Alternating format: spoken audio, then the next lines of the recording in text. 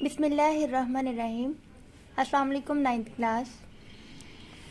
आज हम करेंगे एक्सरसाइज 1.6 का question number 1 by the Cramer rule. हमने पहले 1.6 का question number 1 matrix inversion method से इसको सॉल्व किया था, सभी क्वेश्चंस को। अब हम इन तमाम क्वेश्चंस को ग्रामर रूल से सॉल्व करेंगे। ग्रामर एक स्टूडेंट था जिसने ये वाला मेथड जो हम करेंगे ये वाला इंट्रोड्यूस करवाया। तो ये ग्रामर रूल मेथड बहुत ज़्यादा इजी है। इन्वर्जन मेथड भी इजी था लेकिन ग्रामर रूल ज़्यादा इजी है। तो आइए इसका फर्स्ट पार्ट देखते हैं। फर्स्ट पार्ट इसका है 2x - 2y is equal to 4, 3x + 2y is equal to 6। अब इसको हम राइट कर लेंगे मैट्रिक्स फॉर्म में। तो मैट्रिक्स फॉर्म में जब राइट करेंगे तो ये आ जाएगा 2, इसके साथ -2 है, -2, 3, 2। और फिर इसको राइट कर लेंगे एक्स वाई को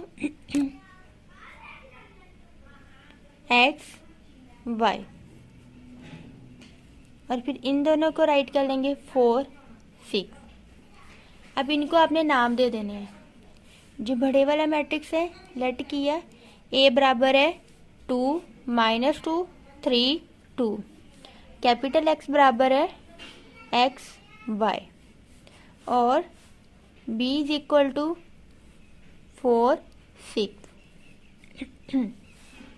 अब यहाँ तक तो हमने वही काम किया जो हमने मैट्रिक इन्वर्जन मेथड में किया। अब हमने बनाना है मोस्ट इम्पोर्टेंट इसमें स्टेप। अब बनाना है हमने ए एक्स। ये मोस्ट इम्पोर्टेंट ये दो चीज़ें हैं जो ए एक्स एंड ए वाई हमने बनाना है।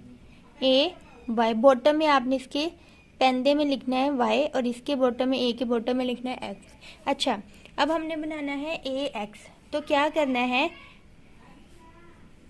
जो ए एक्स है ना, आपने फर्स्ट इस ए का फर्स्ट वाला जो कॉलम है इसको रिमूव कर देना है। उसकी जगह आपने बी मैट्रिक्स राइट कर देना है।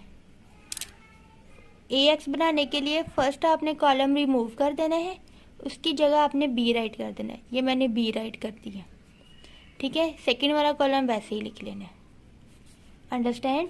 अब नेक्स्ट वाई। वाई में हमने क्या करना है, सेकंड वाला कॉलम हमने रिमूव कर देना है, फर्स्ट वाला वैसे ही लिख लेना है 2 3। सेकंड वाला रिमूव कर देना है, सेकंड की जगह हम बी मैट्रिक्स राइट कर लेंगे 4 6। ओके, ए एक्स में हमने फर्स्ट वाला रिमूव किया, फर्स्ट की जगह हमने लिख लिया बी मैट्रिक्स, बाकी सेकंड वाला वैसे ही लिखा। ए वाई में क्या किया कि फर्स्ट वाला वैसे रहने दिया, सेकंड को रिमूव करके उसकी जगह हमने बी मैट्रिक्स राइट कर दिया। तो ये हमारे पास आ गए ए एक्स ए वाई। अब आपने डिटर्मिनेंट लेना है, ए डिटर्मिनेंट। ए का डिटर्मिनेंट लेंगे तो ऊपर जो ए है 2 - 2 3 2, इसका डिटर्मिनेंट लेंगे 2 - 2 3 2।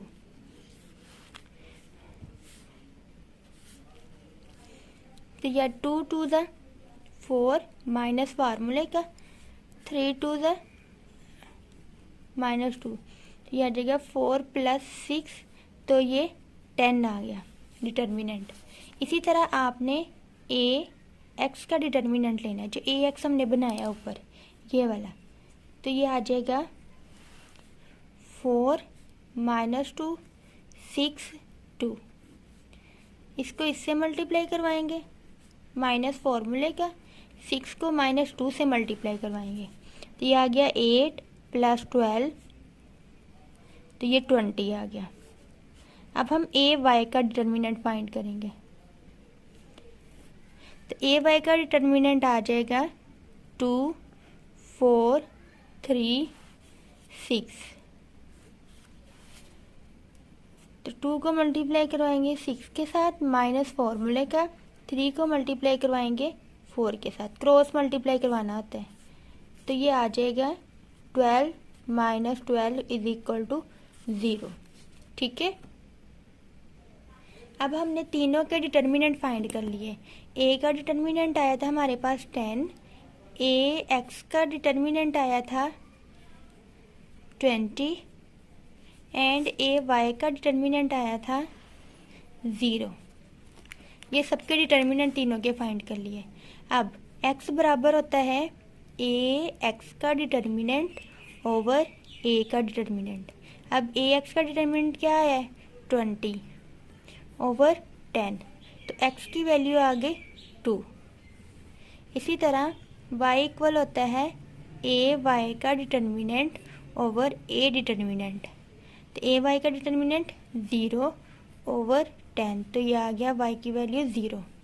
हैंस सोल्यूशन सेट इसका क्या आ गया x is equal to 2, y is equal to 0। तो ये था क्रैमर रूल। ये मोस्ट इम्पोर्टेंट और ईजीएस्ट मेथड है मैट्रिक को सॉल्व करने का। तो क्रैमर रूल में मोस्ट इम्पोर्टेंट चीज़ होती है A x banana, A Y बनाना। ठीक है, अब हम इसका बाकी नेक्स्ट वाला पार्ट देखते हैं। अब नेक्स्ट इसका है थर्ड पार्ट। थर्ड पार्ट में हम इक्वेशन दी है, अब इसको हमने लिखा है मैट्रिक्स फॉर्म में by writing in matrix form. तो ये आ जाएगा 2 4 + 2 3 -1, जहाँ पे कुछ ना वहाँ पे 1 होता है, तो -1 आ गया। ठीक है, अब इसको हमने लिख लिया मैट्रिक्स फॉर्म में। अब ये लेट कर लिया, ये वाला जो मैट्रिक्स है वो ए है, ये वाला मैट्रिक्स कैपिटल एक्स है और ये वाला बी है। तो हमने अब बनाना है ए। तो ए में क्या करते हैं, फर्स्ट वाला कॉलम रेस करके बी मैट्रिक्स राइट कर देते हैं। ये देखें बी मैट्रिक्स राइट कर दिया 8 -1, और सेकंड वाला कॉलम वैसे ही आ जाना, ये हमारा ए एक्स बन गया। अब ए वाई में क्या करते हैं कि सेकंड वाला हमने रिमूव करना है, उसकी जगह लिखना है बी। फर्स्ट वाला जो है वो वैसे ही रखना है, फर्स्ट वाला वैसे ही रखना है, बी की इसकी जगह हमने बी मैट्रिक्स राइट करना है। अब ये ए एक्स बन गया ए वाई। तो नेक्स्ट थर्ड स्टेप इसका है ए का डिटर्मिनेंट लेते हैं, ए एक्स का डिटर्मिनेंट लेते हैं ए वाई का। तो ए का डिटर्मिनेंट मेरे पास आ गया -10, ए एक्स का डिटर्मिनेंट आ गया -6 और ए वाई का डिटर्मिनेंट आ गया -28। डिटर्मिनेंट आपको लेना आता है, क्रॉस मल्टीप्लाई करवाते हैं 4 को -1 के साथ, माइनस फॉर्मूले का होता है, और फिर 3 को 8 के साथ, और फिर इसको सिंप्लीफाई कर देते हैं। ठीक है, अब नेक्स्ट एक्स के और वाई की वैल्यू फाइंड करनी है। तो ये एक्स के बराबर था ए एक्स का डिटर्मिनेंट ओवर ए का डिटर्मिनेंट। ए एक्स का डिटर्मिनेंट आया -6, जब -6 को -10 से डिवाइड किया तो 2 से कटिंग हो गया, 2 3 = 6, 2 5 = माइनस माइनस कट के प्लस हो गया, तो 3/5 इसका आंसर आ गया। इसी तरह y बराबर होता है A Y determinant over A determinant. A Y हमारे पास क्या है -28, और ए क्या है ए डिटर्मिनेंट हमारे पास है -10। माइनस माइनस से कैंसिल आउट, अब 2 के टेबल से 2 1 = 2, 2 4 = एंड 2 5 = तो ये आ गया 14/5। तो हैंस सोल्यूशन सेट आ गया हमारे पास x is equal to 3/5 and y is equal to 14/5। तो ये था क्रैमर रूल से थर्ड पार्ट। अब इसका 8th पार्ट करेंगे। जो इसका 6th पार्ट था ना, जैसे आपने देखा इन्वर्जन मेथड में डिटर्मिनेंट उसका a का 0 आ गया था, तो इसमें भी a का डिटर्मिनेंट 0 आ जाना, तो आपने कहना solution does not exist. a का अगर डिटर्मिनेंट 0 आ जाए तो फिर सोल्यूशन एग्जिस्ट नहीं करेगा। ए एक्स ए वाई का अगर 0 आ जाए तो फिर नहीं हम कहेंगे, फिर हम उसको कंटिन्यू करेंगे और उसको आगे तक सॉल्व करेंगे। ठीक है, अब इसका 8th पार्ट है। 8th पार्ट में क्या कहते हैं, यही वैसे उन्होंने दिया हुआ है, फिर उसको मैट्रिक्स फॉर्म में राइट कर लिए। ये बी मैट्रिक्स इधर राइट करना था, फिर हमने लेट कर लिए कि ये ए के बराबर है, ये एक्स के बराबर है, ये बी के बराबर है। फिर हमने ए एक्स बनाया, ए एक्स में क्या कहते हैं इसको रेज करके ये लिख देते हैं, ये लिख दिया, बाकी सेकंड वाला कॉलम यही लिख दिए। ठीक है, अब फिर थर्ड ए वाई में क्या करते हैं, ये वाला रेज कर देते हैं, उसकी जगह बी मैट्रिक्स राइट कर देना, पहले वाले कॉलम वैसे ही आ जाएगा। तो ए एक्स ए वाई बना लिए। अब इन तीनों के डिटर्मिनेंट लेने, ए का डिटर्मिनेंट लेना था वो ले लिया, फिर ए एक्स का डिटर्मिनेंट लेना था वो आ गया, और ए वाई का डिटर्मिनेंट लेना था, वो आ गया। अब तीनों आगे, ए का डिटर्मिनेंट हमारे पास आया था 10 और ए एक्स का डिटर्मिनेंट 40 और ए वाई का आया है 20। अब एक्स किसके बराबर होता है, A X determinant over A determinant. A X का डिटर्मिनेंट आया है 40 ओवर 10, तो ये 4 आ गया, एक्स की वैल्यू 4। इसी तरह वाई बराबर है A Y determinant over A determinant, तो ये 20 ओवर 10 तो डिवाइड किया तो हमारे पास आ गया 2। तो सोल्यूशन सेट हमारे पास आ गया x is equal to 4, y is equal to 2। तो क्वेश्चन नंबर 1 के हमने बाकी पार्ट्स भी जो रिमेनिंग है आपने ग्रामर रूल्स उसको सॉल्व कर लेना है। इसके 8 पार्ट है, 3 मैंने करवा दिए, बाकी 5 रहेगी वो भी आपने कर लेनी, ठीक है। अब हम इसके एमसीक्यूज भी थोड़े से साथ साथ रिवाइज कर लेते हैं। द ऑर्डर ऑफ मैट्रिक्स, इस मैट्रिक्स का ऑर्डर बताने हैं आपने। इसमें एक रो है 2 कॉलम है, तो फिर क्या आएगा 1/2, 1/2। नेक्स्ट है this is called the dash matrix. ये कौन सा मैट्रिक्स है, जीरो मैट्रिक्स है, यूनिट मैट्रिक्स है, स्केलर मैट्रिक्स है, सिंगुलर मैट्रिक्स है।